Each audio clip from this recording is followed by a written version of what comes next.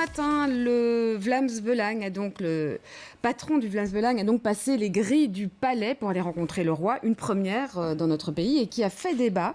Dave Sinardé, bonsoir. Alors on a vu les réactions du côté francophone, plutôt choquées. Fabrice Grosfilet en parlait dans le JT. C'était plutôt considéré comme normal du côté néerlandophone.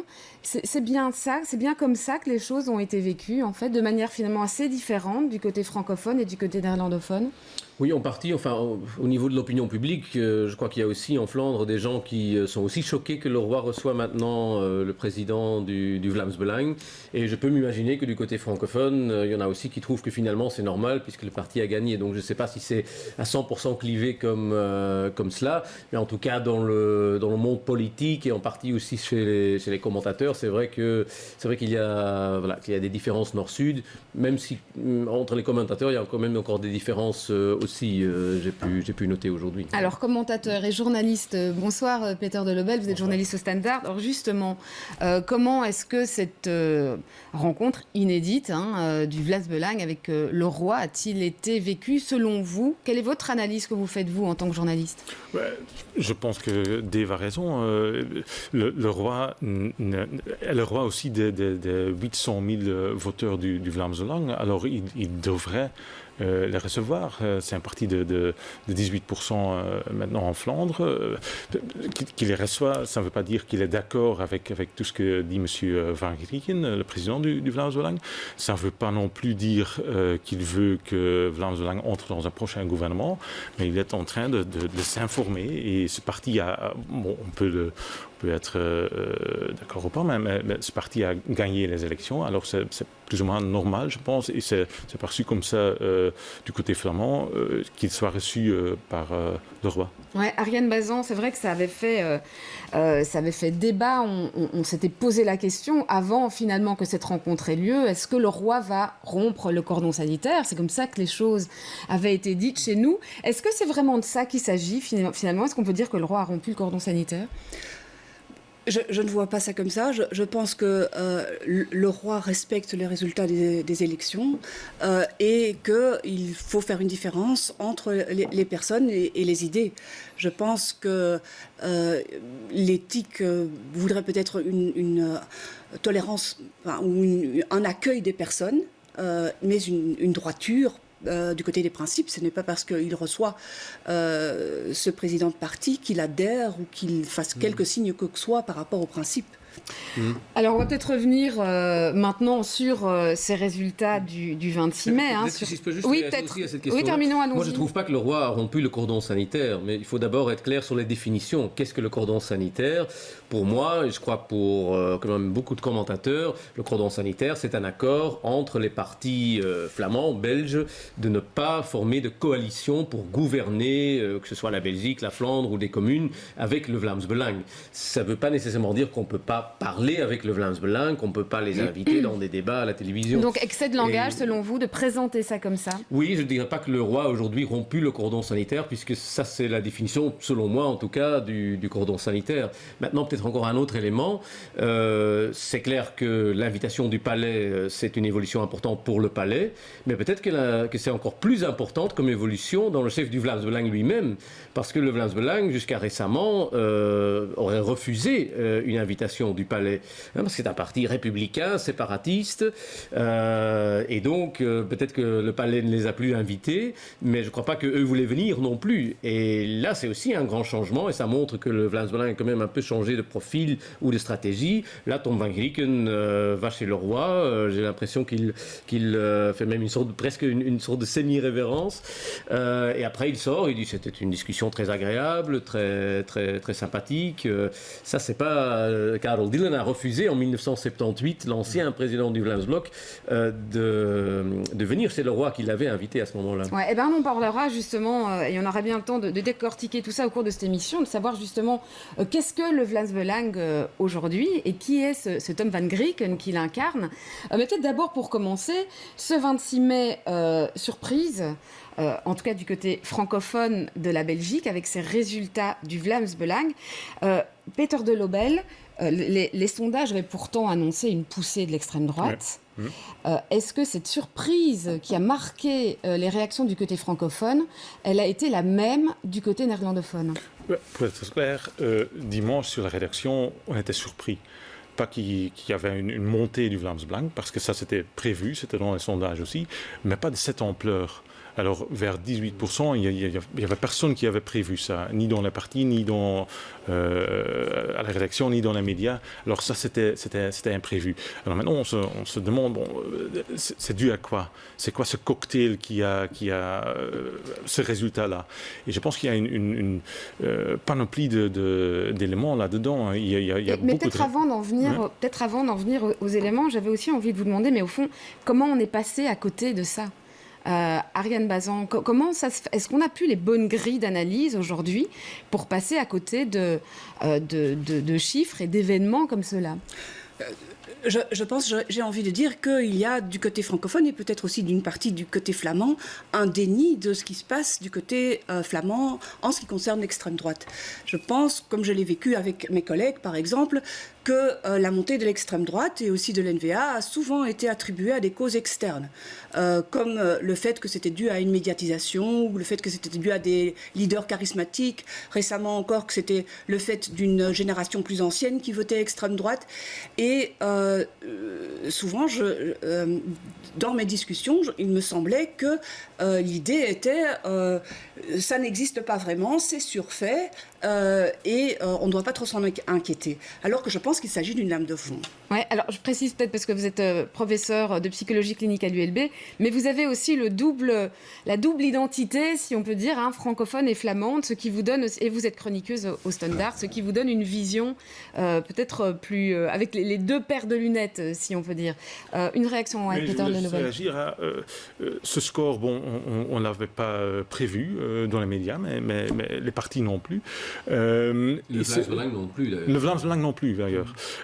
C'est parce qu'il y a tellement d'éléments dedans. Il y a une peur des gens qui ont voté Vlaams Belang parce qu'ils ont peur de ne pas avoir des pensions décentes, des gens qui ont peur que le prix de la viande va augmenter, sur la migration aussi, soyons clairs, il y aura des gens qui veulent la scission de la Belgique aussi, mais c'est pas hyper clair, c'est pas une groupe homogène. Alors ces résultats-là ne veut pas dire, ou on ne peut pas le traduire en la moitié des Flamands est soit raciste, soit veut le faire un pays. Parce que voilà, c'est ça. Il y a beaucoup de raisons pour lesquelles les gens se sont tournés vers le Vlaams Belang. Et je pense que le fin du gouvernement Michel, c'est un des éléments aussi. Ça ne donnait pas une image très rassurante de la politique traditionnelle, disons. Oui, Dave Sinardet, c'est vrai, sur les raisons de ce vote, sur les raisons de l'ampleur de Il y a ce différentes vote d'extrême raisons. Donc, je crois quand même que l'immigration est fortement au centre des préoccupations des électeurs du Vlaams Belang. C'est un élément important, bien sûr. En même temps, c'est un groupe très diversifié. Et sur ce plan-là, bon, la Flandre n'est pas l'exception européenne. C'est plutôt la Belgique francophone qui est l'exception européenne, où il n'y a toujours pas de parti de droite radicale ou de parti d'extrême droite, tandis que dans la plupart des régions et pays européens, on voit qu'il y a une partie importante de la population qui votent pour des partis qui défendent une politique migratoire plus stricte, une politique plus sécuritaire. Et alors, soit c'est des partis d'extrême droite pour lesquels on vote, soit des partis de droite radicale. Parfois, c'est aussi des patries traditionnelles qui se réinventent un petit peu, comme en Autriche, et qui focalisent fortement sur ces questions-là. Et en Flandre, ce groupe a toujours existé. D'ailleurs, le Vlaams Belang, en 2004, avait déjà un quart des électeurs flamands. Ensuite, une grande partie de ces électeurs est partie vers la NVA, parce que la NVA, pour ces électeurs, semblait une alternative plus intéressante, peut-être aussi un peu moins radicale, mais surtout aussi un parti qui pouvait vraiment gouverner et vraiment changer les choses. Maintenant, et c'est pas ça pour moi, c'est pas une grande surprise, après que la NVA a été pendant 5 ans dans le gouvernement fédéral, a dû faire des compromis, mais a aussi été confrontée, malgré eux, à une crise des réfugiés. Donc il y a beaucoup de réfugiés qu'on a dû faire entrer, même si on aurait préféré ne pas le faire, en tout cas dans le chef de Theo Franken. Bon, c'est pas une grande surprise qu'une partie de ces électeurs sont déçus et retournent au Vlaams Belang. Vlaams-Belang. En même temps, le Vlaams-Belang a été très malin de aussi, pour la première fois, vraiment développer un profil plus social, vraiment de focaliser aussi sur certaines propositions sociales. Baisse de l'âge de la pension à nouveau vers 65 ans, pension minimum de 1 500 €, réduction de TVA sur l'électricité vers 6%. Toutes des propositions plutôt de gauche, qu'on retrouve d'ailleurs par exemple dans le programme du PS ou du PTB, et qui attirent aussi un certain public et qu'on peut aussi facilement lier à l'immigration, parce qu'alors ils peuvent facilement dire « Ah, mais voilà, vous avez une pension trop basse, mais c'est parce qu'on dépense trop d'argent aux réfugiés, aux migrants, etc. Ouais, » vous parliez de la NVA, de Theo Franken. Est-ce que la NVA, et peut-être plus généralement le gouvernement précédent, a tracé aussi le chemin finalement pour le Vlaams-Belang, notamment avec cette libération de la parole à laquelle on a assisté? Je ne suis pas complètement d'accord avec cette analyse-là, puisque justement en 2004, il n'y avait pas encore de Theo Franken. Il y avait déjà un quart des électeurs qui votaient pour le Vlaams-Belang.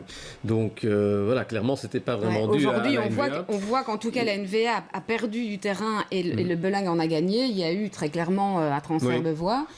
Mais peut-être parce que certains électeurs ont vu que Theo Franken tweetait toute la journée et qu'il prétendait qu'il y avait une politique complètement différente et plus radicale sur l'immigration, ce qui n'était pas vraiment le cas quand on compare par exemple avec la politique de son prédécesseur Marie de Blok, sous Di Rupo. Et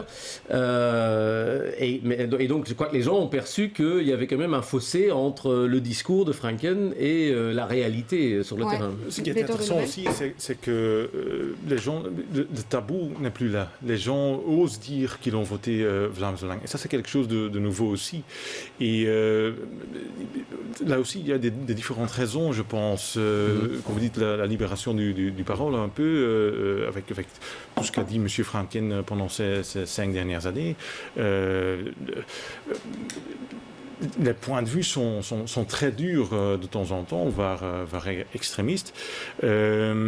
Mais maintenant, le tabou n'est plus là de dire, bon, je vote Vlaams-Belang. C'est dû à cela, je pense, mais aussi dû à les différents éléments qui mènent à un vote pour Vlaams-Belang. Oui, c'est-à-dire ? Comme Dave dit, ce que vous me disiez. Et par rapport à ça, justement... Le programme social aussi, parce que c'est un programme social, c'est ce que vous disiez, oui, sur l'âge de la pension. Avec une couche en plus sur la migration et anti-musulman et tout ça. Ouais. Oui, Ariane Bazan, notamment sur cette espèce de décomplexe. Enfin, le fait de voter de manière décomplexée pour l'extrême droite. J'aimerais bien revenir un peu sur cette analyse de pourquoi est-ce qu'il y a ce vote extrême droite. Parce que c'est vrai qu'on pourrait énumérer toute une liste de raisons, comme Peter l'a fait, mais en me permettant de réagir un tout petit peu en tant que clinicienne, quand quelqu'un vient avec un mal-être chez moi, il énumère toute une liste de raisons. Et à ce moment-là, il est un peu absurde et inconcevable d'aller regarder raison par raison. C'est-à-dire que j'essaye d'écouter ce qui, dans l'histoire, est saillant par rapport à une situation de mal-être. Je pense que quand on fera l'analyse de ce qui se passe avec les mouvements d'extrême droite en Europe, à ce moment-ci, d'ici 200 ans, on se dira pas c'est le prix de la viande, ce sont les raisons socio-économiques, on se dira il y a eu un moment de pacification après ce qui s'est passé après la Seconde Guerre mondiale, et comme après un certain temps, 70 ans après, cette unité qu'avait fait le trauma qui nous unissait avant a disparu et on revoit venir les vieilles tensions. Je pense que ce qui se passe entre autres en Flandre est une réalité, une lame de fond qui a à voir aussi avec l'histoire particulière de la Flandre, qui n'est pas très connue en francophonie et qui a trait à quelque chose de traumatique à la fin de la Seconde Guerre mondiale, où il y avait une scission identitaire entre les Blancs et les Noirs, où il y a eu... Donc vous voulez dire les Blancs et les Noirs, les personnes qui avaient collaboré et les personnes qui n'avaient pas collaboré. Voilà, exactement. Il y avait non seulement cette différence entre collaborateurs et résistants, mais il y avait aussi une culture noire, une culture blanche, et une très grande identité, une identification liée à cette culture qui a tenu le coup très très longtemps après la Seconde Guerre mondiale, et où même récemment encore on peut dire dans les maisons c'est une maison de blanc ou une maison de noir, etc. Cette impossibilité de juguler ces deux identités juste après la Seconde Guerre mondiale a mené, je pense, depuis ce moment-là à des pressions de scission qu'on l'a vu jusque maintenant et qui continuent à se faire. Et je pense que le fait d'avoir un ennemi commun, que ce soit le francophone ou que ce soit l'immigré, est quelque chose qui permet une cohérence, qui permet à cette Flandre, avec cette scission profonde, de se tenir, et que c'est de là aussi que vient cette lame de fond.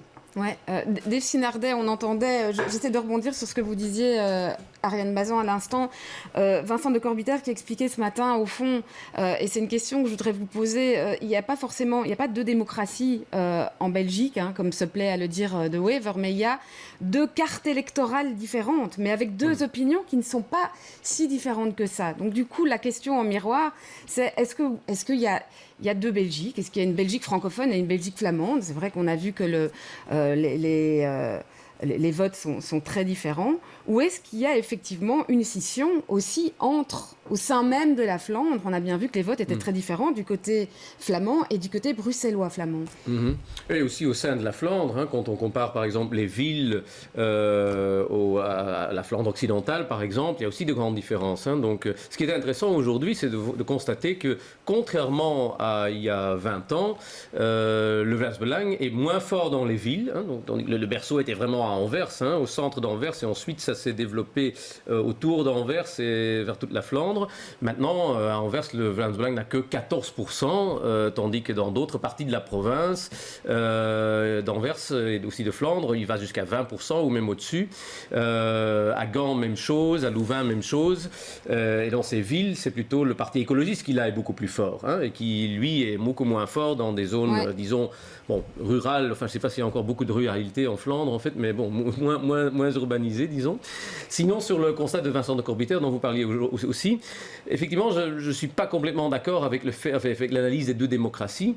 Quand on regarde les études d'opinion publique, en tout cas, on constate qu'en fait, il n'y a pas vraiment beaucoup de différence sur beaucoup de sujets entre l'opinion publique flamande et francophone. Et notamment sur les sujets immigration, sécurité, on voit qu'il y a aussi une grande partie des francophones qui sont sur une ligne plus à droite. Hein. Seulement, ça ne se traduit pas dans les urnes de la même manière. Dans les votes, en partie parce qu'il n'y a toujours pas de parti de droite radicale très fort en Belgique francophone. Mais par exemple, on a quand même pu constater ces dernières années que dans les sondages de popularité, Jan Bon et Theo Franken étaient très populaires aussi du côté francophone. Et on a aussi pu constater dans certains sondages qu'ils étaient notamment populaires chez l'électorat du PTB et du PS. Et donc là, il s'agit d'un électorat qui anciennement en Flandre aussi était chez le Parti socialiste, mais qui déjà dans les années 90 est parti vers le Vlaams Blok et maintenant allé vers la NVA, peut-être maintenant retourné au Vlaams Belang. Donc l'électorat plus peu éduqué, ouvrier, l'électorat classique socialiste, qui dans beaucoup de pays européens est passé à l'extrême droite à cause de l'immigration, et qui en Belgique francophone est resté largement chez le PS ou parti chez le PTB. Ils se battent pour les mêmes électeurs, hein, le PTB ou PvdA chez nous et Vlaams Belang. Alors pour avancer, parce que malheureusement, il ne nous reste plus beaucoup de temps, il y a quand même deux choses encore qu'on n'a pas abordées. D'abord le vote des primo-votants et des jeunes, parce qu'on a vu que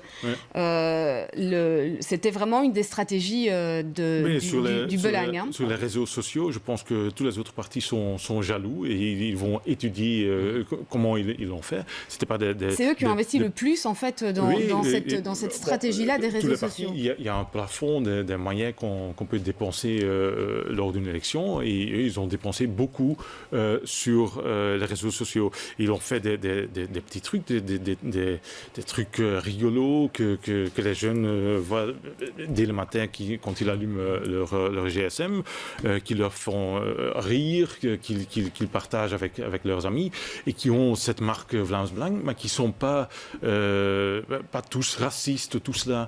Alors ça a aidé à convaincre pas mal de jeunes, je pense. Et aussi, il faut se rendre compte que ce cordon sanitaire...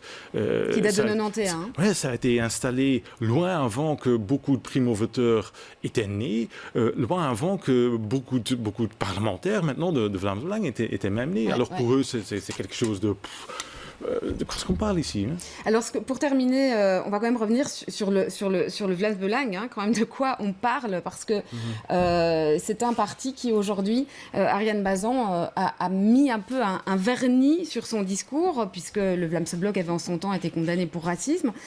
On passe à autre chose aujourd'hui, en tout cas sur le discours. Ouais, il a mis un vernis, mais bon, on a vu aussi ce reportage avec Dries van Langenhove dans Panorama il n'y a pas si longtemps. Le vernis, bon, on gratte un peu. Je pense qu'il y a clairement des propos extrêmement violents dont il se cache probablement pas tellement. Ouais. Je pense qu'il Peter de Lobel. n'y a pas de racisme dans le programme électoral actuel. Le parti a été condamné. Oui, ils sont très prudents. Vlaams Évidemment. a été condamné pour le racisme. Mais bon, le constat est là, il y a plus de racisme dedans. Il y a des trucs dedans comme le retour volontaire des musulmans qui pensent qu'ils ne peuvent pas s'adapter ici. Mais c'est autre chose que dire, bon, ils doivent tous partir. Ouais. Et ça, c'était à l'époque, si c'est maintenant. Est-ce que c'est un parti raciste, Dave Sinardé? Je suis d'accord avec Peter, donc sur base du programme du parti, on peut difficilement dire qu'il est raciste. En même temps, il y a bien sûr quand même toujours certaines personnes dans le parti qui tiennent parfois des propos qui sont quand même racistes ou qui sont assez extrêmes ou assez sales.